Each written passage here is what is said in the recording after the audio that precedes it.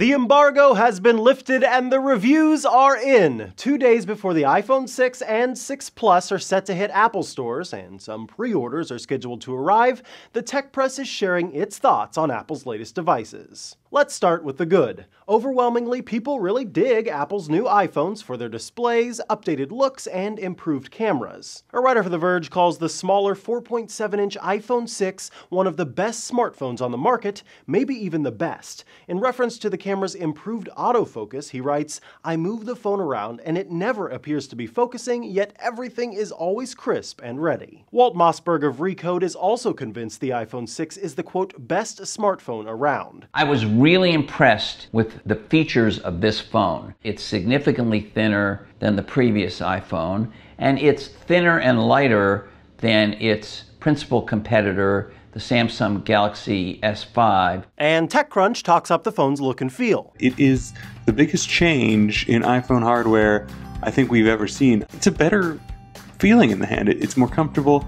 It's very light. It's deceptively light. You wouldn't think it with a larger screen. So yeah, people are quite happy with Apple's updated devices. Bloomberg went as far as to call them awesome, beautifully engineered machines. But what about the not so awesome side? Well, most of the complaints seem to be coming from the larger of the two models, the 5.5-inch iPhone 6 Plus. Tech writers argue it's really nothing more than a really big iPhone, and that's a problem. A writer for The Verge says of the iPhone 6 Plus, "I'm not sure Apple put a huge amount of effort into how this iPad mini should actually work. Safari is pretty crashy in landscape, and some apps like weather don't take advantage of the extra space at all." And several outlets shared The Verge's sentiment. Apple could have done a better job optimizing the operating system for a large phone instead of simply scaling up the OS with a few bells and whistles. And Pocket Lint provides some more real-world use examples.